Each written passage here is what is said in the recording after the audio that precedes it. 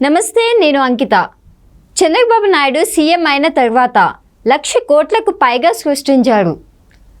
అయితే వైఎస్ఆర్సీపీ పార్టీ నేతలకు ఇది అర్థమవుతుందా, అర్థం కావట్లేదా అన్న టాపిక్ పైన నాతో డిస్కస్ చేయడానికి senior journalist CS Rao sir here with us. ఆయన అడిగి మరిన్ని విషయాలు తెలుసుకుందాం.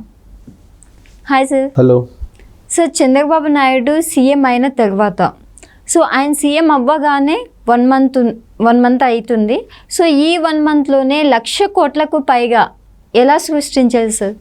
సో ఇప్పుడు జనరల్గా ఏంటంటే చంద్రబాబు నాయుడు ఎన్నికల సమయంలో చెప్పినటువంటి మాట ఏంటంటే సంపదను సృష్టించి దాన్ని పేదలకు పంచాలి అనేది ఆయన చెప్పినటువంటి సూత్రం.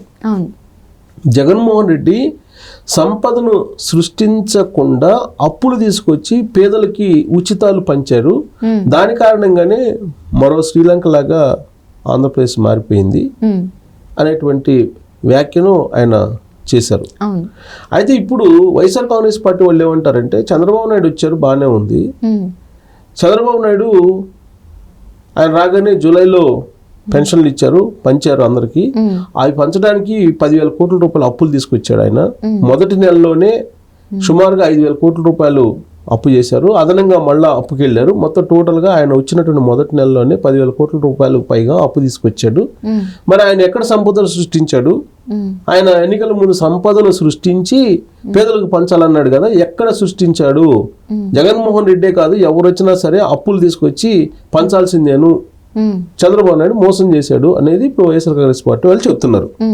రాబోయేటువంటి రోజుల్లో కూడా చంద్రబాబు నాయుడు అప్పులు చేస్తాడు, అప్పులు చేసే జగన్మోహన్ రెడ్డి లాగానే పంచాల్సిందేను. జగన్మోహన్ రెడ్డి మొత్తం 5 సంవత్సరాల్లో 2,70,000 కోట్లు పంచాడు. దానికి అదనంగా ఆ 2,70,000 కోట్లకి అదనంగా ఇంకొక 1,50,000 కోట్లకు పైగా పంచాల్సి వస్తుంది. కాబట్టి వెరసి చంద్రబాబు నాయుడు రాష్ట్రాన్ని దివాలా తీయించేస్తున్నాడు, దివాలా తీయించడానికి రెడీ అయిపోయాడు, అబద్ధాలు చెప్పి ప్రామిసెస్ చేసి అనేది ఇప్పుడు వైఎస్ఆర్ కాంగ్రెస్ పార్టీ ఆ పార్టీ అధినేత జగన్మోహన్ రెడ్డి చెప్తున్నటువంటి మాట. అయితే ఇక్కడ ఆలోచించాల్సింది ఏంటంటే మనకి కనిపించేటువంటి సంపద కొంత అయితే, కనిపించకుండా ఉండేటువంటి సంపద కొంత. కనిపించేటువంటి సంపద ఏంటి? మనకు వచ్చేటువంటి రెవెన్యూస్, ట్యాక్సులు, ఇవన్నీ కనిపిస్తుంటాయి, ఖజానాకు వస్తుంటాయి. మళ్ళీ అవి ఉచితాలకి మొన్న ఆయన పెన్షన్లు ఇవ్వటం, లేదంటే వికలాంగ పెన్షన్లు, ఇవన్నీ ఆయన ఇచ్చినటువంటి హామీ మేరకు పంచారు. అయితే ఈ సందర్భంగా 5,000 కోట్ల అప్పు తీసుకొచ్చాడని చెప్పి వాళ్ళు అంటున్నారు. కానీ చంద్రబాబు నాయుడు సృష్టించినటువంటి సంపద మొదటి నెలలోనే 1,00,000 కోట్లకు పైగా ఉంది అనేటువంటి విషయం అర్థం కావట్లా వాళ్ళకి. ఎందుకనంటే ఎందుకు అర్థం కావట్లేదంటే అది కంటికి కనిపించట్లా, పరోక్షంగా పెరిగినటువంటి సంపద. అది పరోక్షంగా పెరిగినటువంటి సంపద మనకు కనిపించదు. ఎగ్జాంపుల్ చెప్తాను నేను. ఇప్పుడు డైరెక్ట్ ట్యాక్స్, ఇండైరెక్ట్ ట్యాక్స్ అని 2 రకాలు ఉంటాయి ప్రభుత్వానికి వచ్చేటువంటి ఆదాయ మార్గాలు. డైరెక్ట్ ట్యాక్స్ అంటేనేమో ఒక ఎంప్లాయీ కట్టేటువంటి ట్యాక్స్, ఐటీ రిటర్న్ చేస్తారు కదా, ఐటీ రిటర్న్స్ లో నేను ఇంత ట్యాక్స్ కట్టానని చెప్పి మనకు కనిపిస్తుంది. ఇండైరెక్ట్ ట్యాక్స్ తీసుకుంటే నువ్వు కొనేటువంటి అగ్గిపెట్టి దగ్గర నుంచి నువ్వు కొనేటువంటి చిన్న చిన్న ఏ వస్తువు, సోపు దగ్గర నుంచి ప్రతి వస్తువు మీద ట్యాక్స్ ఉంటుంది. సో ఆ ట్యాక్స్ ఇండైరెక్ట్ ట్యాక్స్ అంటారు దాన్ని. ఏ వస్తువు కొన్నా ట్యాక్సే కదా, నువ్వు బొట్టు బిళ్ళ కొన్నా ట్యాక్సే, ఏది కొన్నా కానీ ట్యాక్స్ పరిధిలో వచ్చే ఏ వస్తువు కొన్నా ట్యాక్స్ అది ఇండైరెక్ట్ గా ప్రభుత్వానికి వెళ్ళిపోతుంది జిఎస్టీ రూపంలో. ఇప్పుడు సిఎస్టీ అంటే సెంట్రల్ పోయే భాగం, ఎస్జిఎస్టీ స్టేట్ ట్యాక్స్ అనేది ఒకటి ఉంటుంది. సో అది ఈ రాష్ట్రం కేంద్రానికి ఆ ట్యాక్స్ వెళ్ళిపోతూ ఉంటుంది, ఇండైరెక్ట్ ట్యాక్స్. అలాగే డైరెక్ట్ ట్యాక్స్ ఎంప్లాయీస్ కట్టేది డైరెక్ట్, అది కనిపిస్తుంది, ఇది కనిపించదు. ఇట్లా 2 రకాలుగా ఉంటుంది. అలాగే సంపద సృష్టి కూడా ఇండైరెక్ట్ గా సంపద సృష్టి అనేది కనిపిస్తూ ఉంటుంది. ఎలా చంద్రబాబు నాయుడు 1,00,000 కోట్లు పైగా సృష్టించగలిగాడు అనేది కనుక మనం తీసుకుంటే, అమరావతి రాజధాని తీసుకుందాం, ఎగ్జాంపుల్ తీసుకుందాం. అమరావతి రాజధాని, కేవలం అమరావతి రాజధానినే మనం తీసుకోవచ్చు ఎగ్జాంపుల్గా. తీసుకుంటే అక్కడ 33,000 ఎకరాలని 2014 నుంచి 2019 వరకు సీఎంగా ఉన్నప్పుడు చంద్రబాబు నాయుడు సమీకరించారు. తీసుకోవాలా, ఆయన సమీకరించారు, ఇండివిజువల్గా వచ్చింది. ఆయన ఇండివిజువల్గా రైతులు ఇచ్చారు రాజధాని నిర్మాణం కోసం. అది ఆ రోజున 4 కోట్లు పలికింది అప్పట్లో. జగన్మోహన్ రెడ్డి అధికారంలోకి వచ్చిన తర్వాత ఆ 4 కోట్లు కాస్త 40 లక్షలకు పడిపోయింది ఎకరం. ఉమ్. దాన్ని ఏమంటారు? సంపదని నాశనం చేయడం అంటారు. సంపదను నాశనం చేశాడు అప్పుడు ఆయన. సంపదను ఒకవైపు నాశనం చేశాడు, ఇంకొక వైపు ఏమో అప్పులు తీసుకొచ్చి ఉచితాలకు పంచాడు. దాంతో ఏమైంది? కోలుకోలేని పరిస్థితికి ఆంధ్రప్రదేశ్ వెళ్ళిపోయింది. చంద్రబాబు నాయుడు ఇప్పుడు 2024 ఎన్నికల్లో అధికారంలోకి వచ్చాడు. జస్ట్ నెల అయింది, సుమారుగా నెల దాటిందనుకో, 1-2 రోజులు. ఈ నెల రోజుల్లో ఆయన కేవలం అమరావతి రాజధాని కేంద్రంగానే సృష్టించినటువంటి సంపద 1,00,000 కోట్లకు పైన ఉంటుంది అని అంచనా.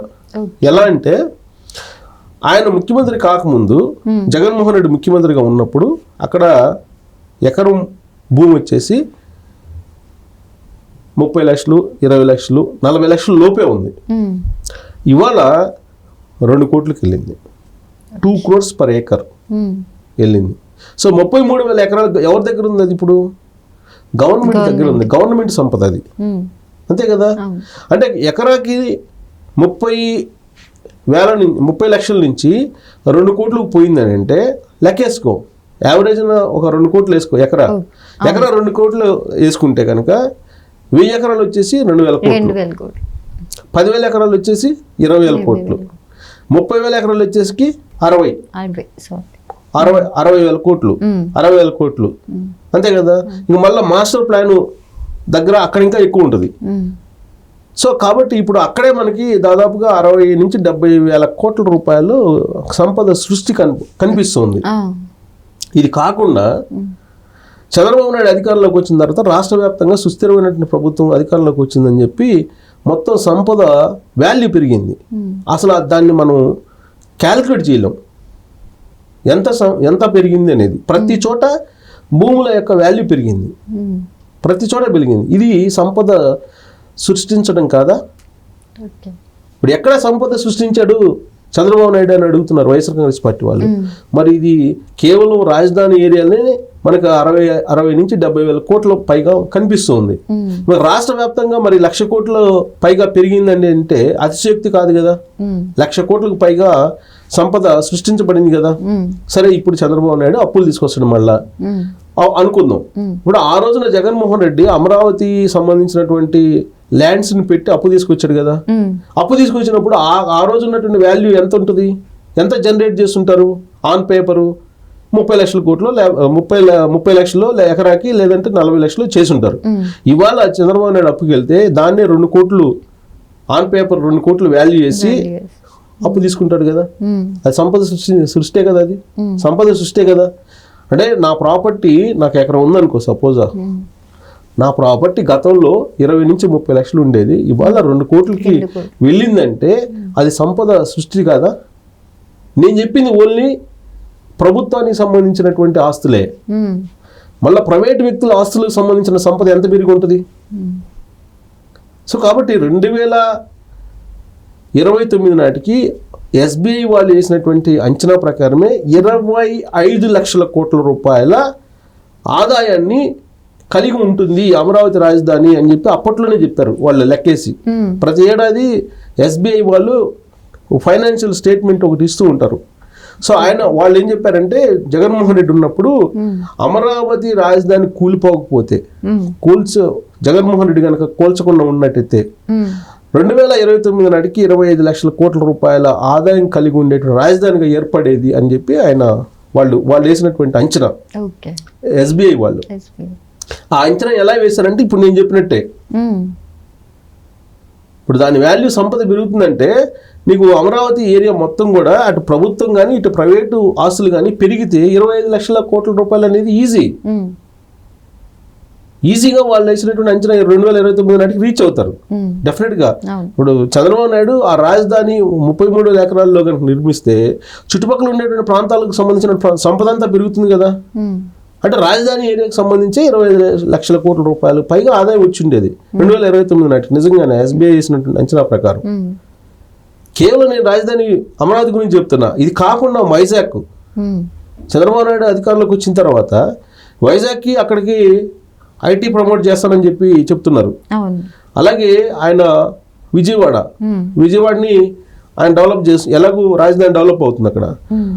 తిరుపతి ఆల్రెడీ శ్రీ సిటీ ఉంది, హార్డ్వేర్ హబ్గా మారుస్తున్నారు రాయలసీమ ఏరియాని.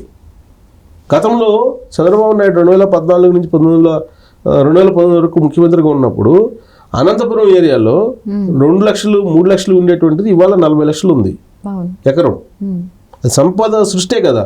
ఇప్పుడు చంద్రబాబు నాయుడు మళ్ళీ ఇప్పుడు లాస్ట్ టైం కియా తీసుకొచ్చారు, ఇప్పుడు మళ్ళీ వేరే కంపెనీ తీసుకురావడానికి సిద్ధం అవుతున్నారు. సో అక్కడ కూడా కోట్ల రూపాయలకి వెళ్ళే అవకాశం ఉంది ఎకరం భూమి.